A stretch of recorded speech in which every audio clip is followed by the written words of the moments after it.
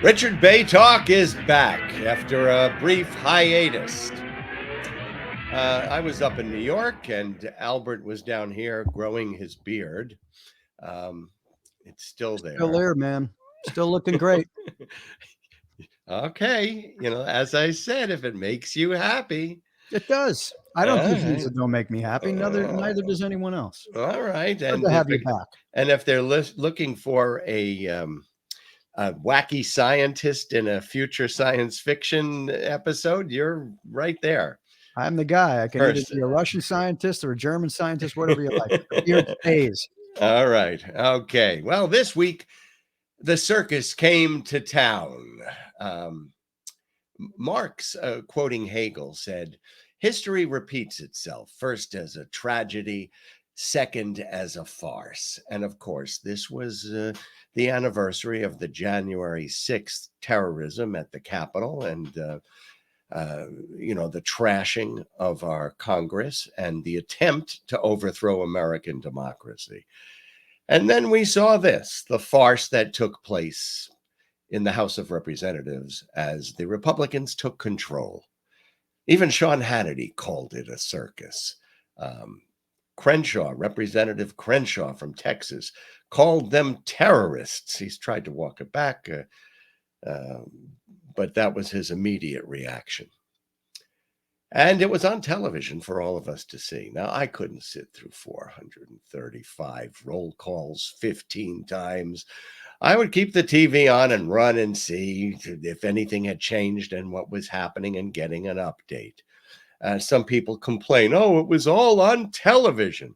Well, this is what Edward R. Murrow, America's probably most esteemed journalist, had to say about television and Congress. When the politicians complain that TV turns their process into a circus, it should be made plain that the circus was already there and the TV has merely demonstrated that not all the performers are well trained. And certainly the one that we remember that was least well trained was the guy who went after Matt Gaetz. Now, they are calling this a brawl. Can we look at that picture? I wouldn't call it a brawl. I think that's an exaggeration. He was getting into the face of Matt Gaetz and telling him, you're finished, you're finished. But I think we should get, who is it, Kelly Hutchinson, to really testify as to whether this is really a lunge forward or not.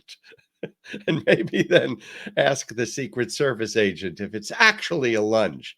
But that's the shot that probably received the most attention, during the election process. The one that I loved the most was this one.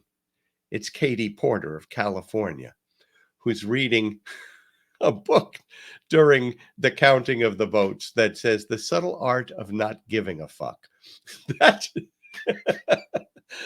should be the picture that remains in our minds. Now, McCarthy made history with having more votes for a speaker leadership position than any other person since the Civil War, and it was chaos.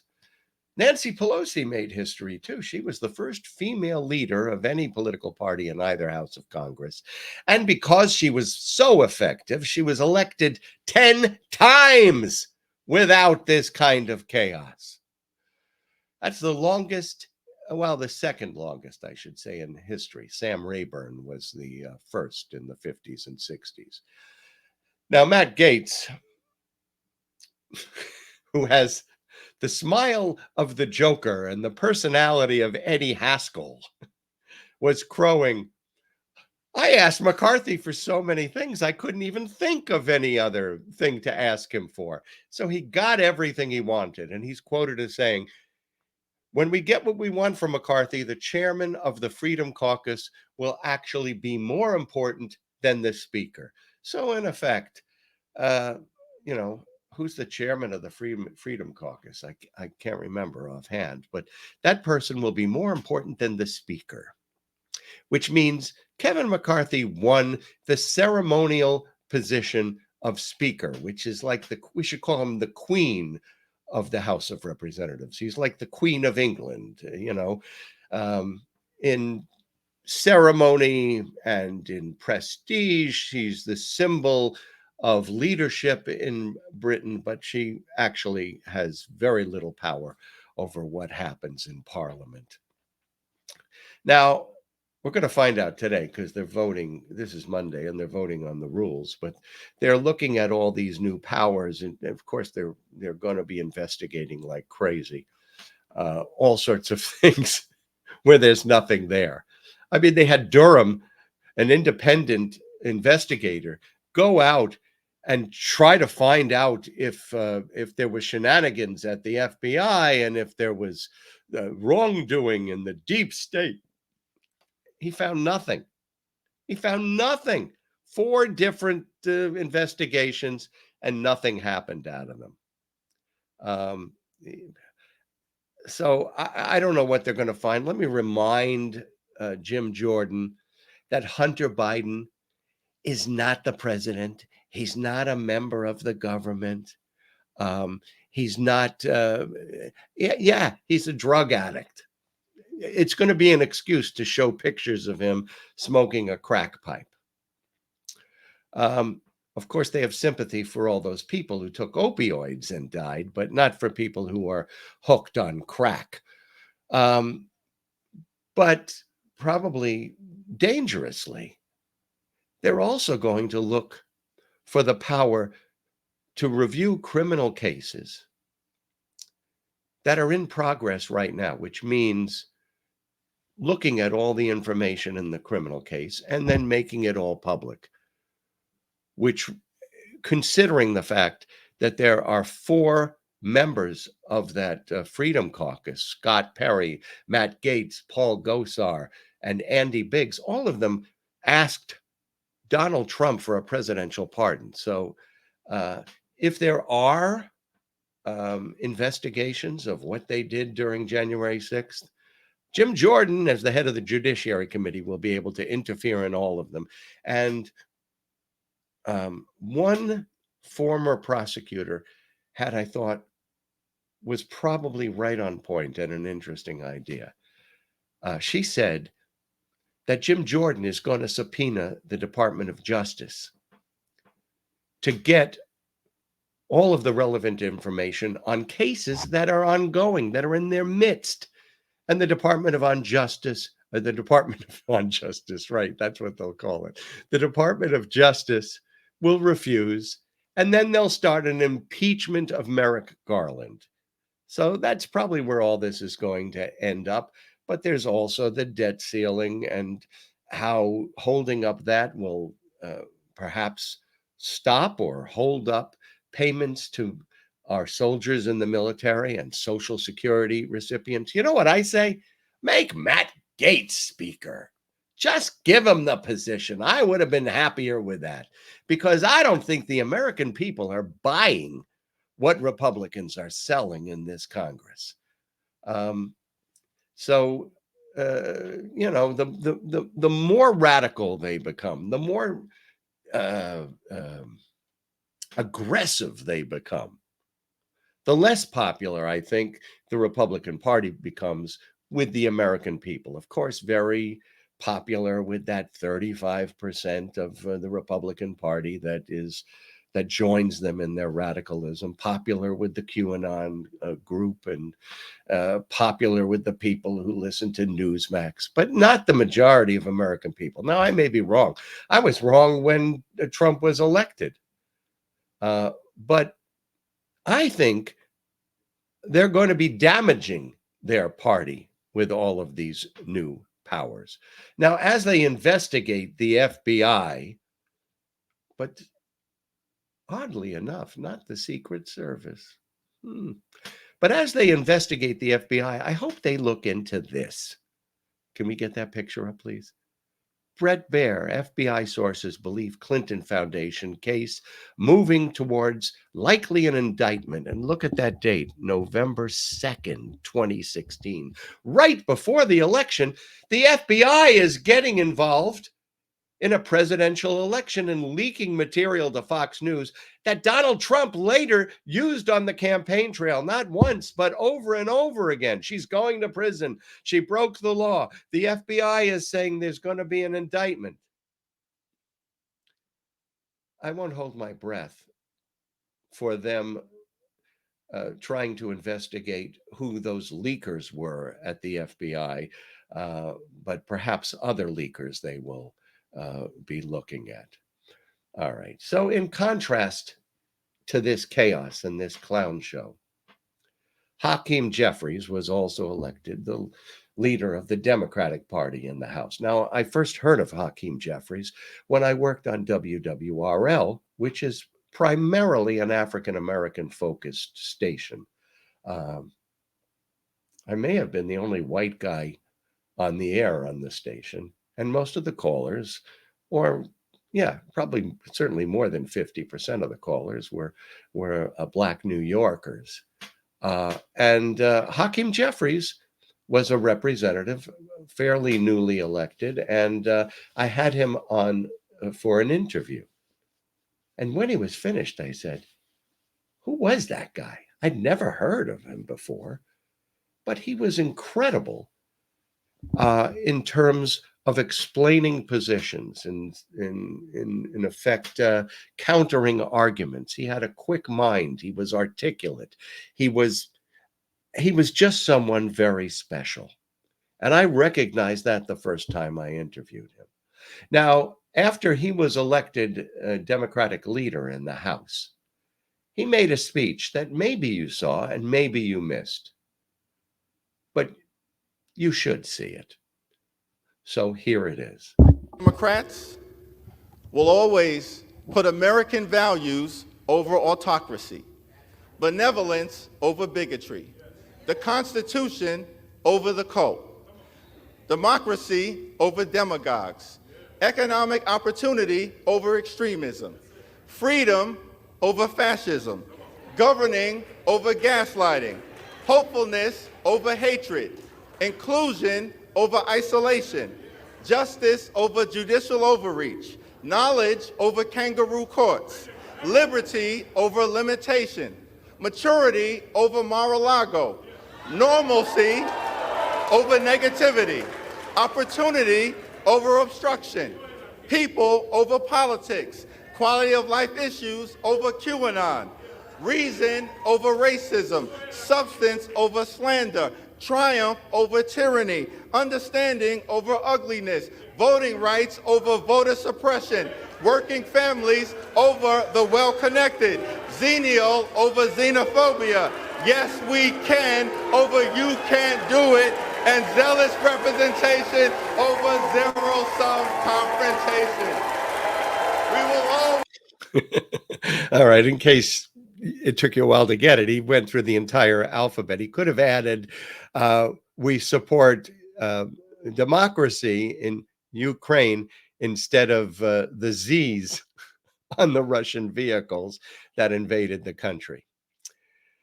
Something else happened in the last few days, and it didn't happen in our country, but it was reminiscent of something that happened in our country. And of course, many people took note of it. And that was the storming of the parliament, the president's palace, the Supreme Court in Brazil. Actually, they went for the Supreme Court. The January 6th, the terrorists didn't go after our Supreme Court, especially after they had a conservative majority. But in Brazil, they did. And it's being reported that the groups and Bolsonaro, a general who lost the election, is getting guidance and advice from several Trump advisors. In fact, his son visited Trump at Mar-a-Lago, and Steve Bannon and Steve Miller have been reported to be in contact with him about what is happening in Brazil. Now, you know, I'm all for American exports. You know, our trade balance is very important, and we do have to export our goods to other countries, but I don't think we meant exporting anti-democratic terrorists to other countries. When Reagan spoke about the shining city on the hill that was America, that other countries would want to emulate, I think he would be shocked to see what this other country is emulating about America. And that wasn't what he meant. And of course, one of the people that joined this Republican House of Representatives was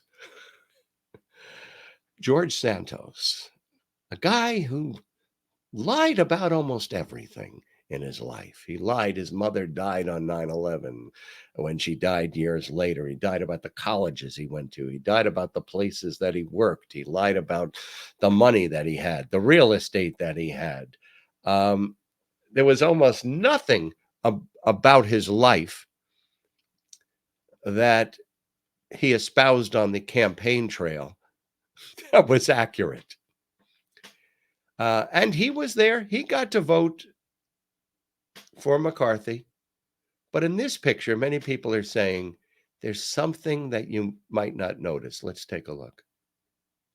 You see that left hand? That's the left hand down there with those two fingers put together in that thing. That's the same signal of white supremacy that you'll see some of the far right groups use. You'll see Kyle Rittenhouse used it. Now, they say it's only, try to do that. How many times a day do you do this? Oh, yeah.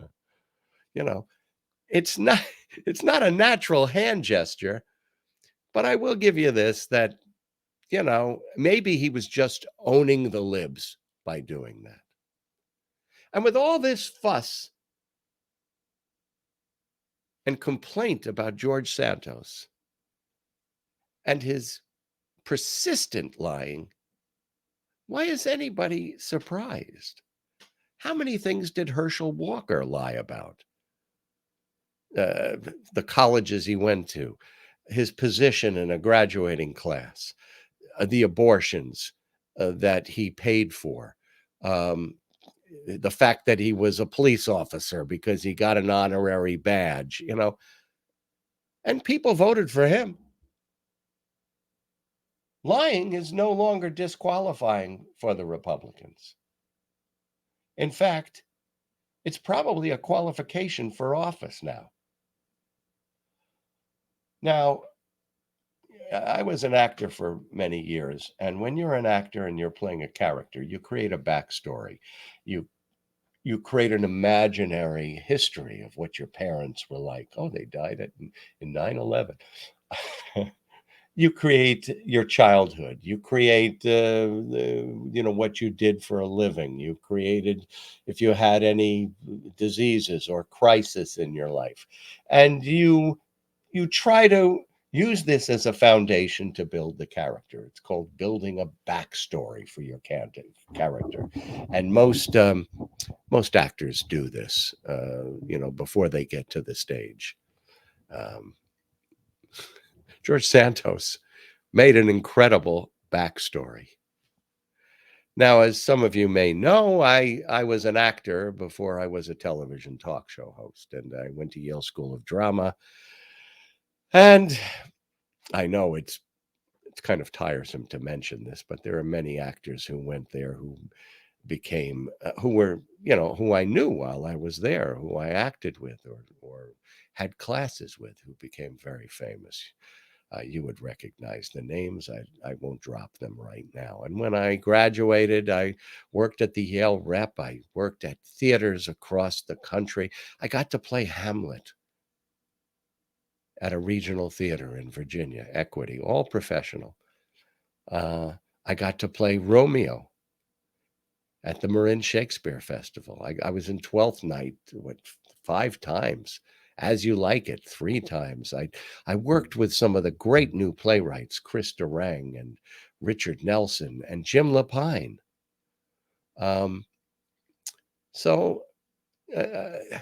When I look back on it, and I have looked back on it just this year, because I joined the Professional Actors Union, Actors Equity, in 1973. which makes this the 50th year I've been a member of Actors Equity, and I have never taken a leave of absence. I have never asked for a dismissal from the union. I've paid my dues semi-annually every year over that time, even though I didn't do a lot of acting while I was on TV, because I always considered myself an actor first. And when I got my first TV job on CBS in New York, I thought, oh, I'll do this for a year and then I'll go back to the theater. But I was just turning the age of 30 when I got that job. And I remember I was lying down in the Yale Club and I was almost crying. And I was saying, God, is this what you want me to do with my life? I mean, I had worked as an actor all those years. My best year, I worked 48 weeks out of 52. I was on Broadway, where Broadway scale was 355. I had made $15,000 working in the theater.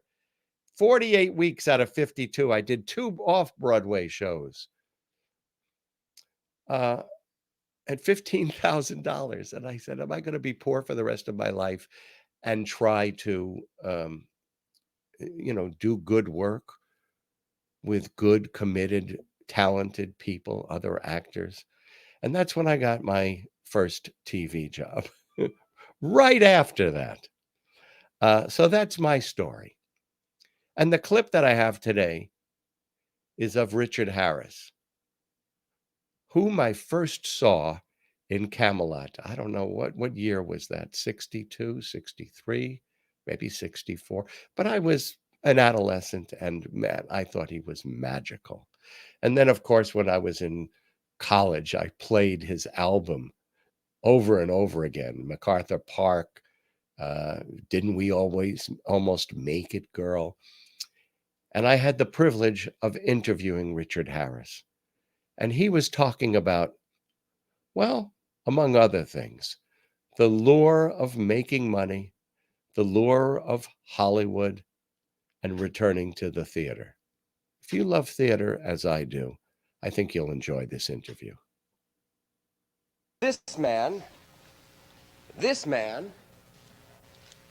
and this man have in common. They are the many faces of Richard Harris. It's a whole group of British actors that sort of appeared on the scene and also went to Hollywood at the same time. You and Michael Caine and Albert Finney. Peter O'Toole. Tom Courtney, Alan Bates, Kenny Haig. A lot of the people, I know Kenneth Haig too, a lot of them were characterized as angry young men. I think, you see, that what actually happened really was that, like often I've sat back and I've thought why we were labeled that. And it really happened was because the English theatre at that time was full of sort of upper middle class sons of English parsons, sort of really deadly boring people who lived sort of very, very straight, staid lives, had a little cottage down on the Cotswolds for the weekend and a little apartment in Mayfair. And they dressed with three-piece suits and so forth, like Richardson and Gielgud and Olivier, wonderful actors. God knows they were magical people. But they were very sort of upper class. And so in the mid-1950s came a breakthrough of us, and we were the opposite. We were sort of a reaction to that very pretty, handsome young man. Do you think you've all lived out your potential, the potential of that revolution? No, not at all. No. Why not? No, that was a disgrace. I'll just finish first. What happened then, that's a good question. What happened then, of course, was that we came along. We're from working class families, and we came out of working class theatres. And we made the breakthrough because of a theatre group in England called Theatre Workshop, run by Joan Littlewood, who worked in that area, and also the Royal Court in England, which was also an establishment that was a definite statement against this sort of established theatre groups and attitude in England. So when we came through, we were jeans and long hair and didn't wash our teeth and never got to bed, and we drank a lot, which was kind of outrageous behavior to the establishment. So they gave us the kind of the tag of angry young men. To answer your second question, do you believe our potential? No, we didn't. What happened really was that England threw up, and I say England, though I'm Irish, but I was trained in England. England threw up at that time probably the best actors that England has produced since Gielgud and Richardson. Now they're in their 80s, right? We're in our 50s. So there's a 30-year gap between their generation, our generation. In between that, nothing happened at all. And now even nothing has happened since we have passed on to middle age. And what happened was that we all became successful movie stars. Now, Olivier was never a successful movie star. And what happens, of course, if you read his autobiography, he really wanted that more than anything in the world. He wanted to be a matinee idol. That's what happens, was that therefore these people, because Olivier and those, because they didn't become matinee idols or film stars, okay, they were forced back into the theatre. Thanks be to God they were, because they've left a legend behind them. This men did in the theatre in England will never again be equalled, right? Now along came O'Toole, Harris, Finney, Burton, etc., etc., and they said, this is the new generation. They're going to play Shakespeare differently, but it's going to be alive. What happened was we all came through the theatre. We did tremendous work on the stage, really mind-boggling work on the stage. You do say so yourself. If I do say so myself, yeah, really extraordinary work on the stage. Dynamic is how you describe Then we were picked up by Hollywood. We started to make movies. We started to make a lot of money. Okay, the effort of going back to the theatre sort of somehow didn't appeal to us. So what did we do is we went on making movies. We forgot the theatre. We really threw away what was an inheritance that should have been naturally ours after the other people. So do you regret going to Hollywood? Well, I don't. I got two ways of seeing it. Number one, I became extremely rich. Then there has to be a way in which you have to say to yourself, well, what's enough money? You've got to stop. I mean, 20 million is not enough money? Or 10 million? Yeah, I mean, that's plenty. It's enough. It's outrageous. But you see, the actor is never satisfied. He says, well, maybe if I make 5 more million, then I can make another 5. And then all of a sudden he's got so much money, he doesn't know what to do with it. So what's happened, luckily for us, that's what happened with us. You know, we kept on. And also, you must remember, we all came from very poor families. And you find yourself almost like a ball that rolls down a mountain. You can't stop. You're rolling. Luckily for me, I got sick. Okay, luckily I got sick. Luckily I got tired of doing what I did. I got bored with Hollywood. I got bored with making movies. And I said to myself, well, I'm 50. I can still go back and do the work I want to do. What's happening now wonderfully is all of us, without even sitting down and talking about it, without us all getting together and saying, what are we going to do with the rest of our lives? We've abdicated our position. Without us even meeting, all of us in our own little worlds decided that Albert Finney and O'Toole and Richard have all decided independently to hell with Hollywood, to hell with the movies. Let's go back to the theatre. O'Toole is just doing his second play in London. Albert Finney is just doing Musgrave's Dance. O'Toole is doing Pygmalion, having done Man and Superman last season. All going back to the stage. Yes, going back to the stage. You may be wondering, who is that woman sitting next to him on the couch? Well, my first year in doing People Are Talking in Philadelphia, I had a co-host, Dana Helger, a very lovely woman. And she left to get married after the first year, and then I continued for another 3 hosting the show solo. But like Richard Harris, I always thought of returning to the theater. And like Richard Harris, I became relatively rich doing television. And it was hard to think of quitting and going back to that place where I was almost crying, thinking about working all the time and having no money. But fortunately, in 2019, near the end of 2019, I auditioned and got the part of Captain Shotover in George Bernard Shaw's Heartbreak House. We can look at the pics right now. I was worried. I hadn't been on a stage in a long, long time. Could I memorize all those lines? What was it like being back on a stage? And if I do say so myself, as Richard Harris said, I think I did some pretty damn fine work in that. And it was so satisfying, more satisfying, at least for your soul than than doing the Richard Bey Show for sure. All right. So I love theater. I was in New York. If you ever get there in the next few months, I would recommend that you see Leopoldstadt, which left me keeled over in tears at the end. Top Dog, Underdog has some incredibly fine acting in it. And between West End and Crazy is a marvelous play by a playwright who can write New Yorkese better than anybody I know. So, yeah, I love the theater. I hope that it does seem like British actors now are finding a good balance between movies, television, going back to theater. So they didn't in the days of Richard Harris, but it seems like they're doing that now.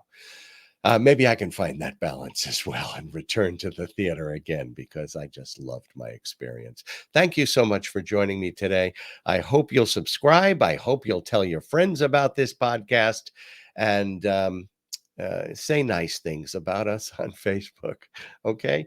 And from Albert and me to all of you out there, as always, all our best. Take care.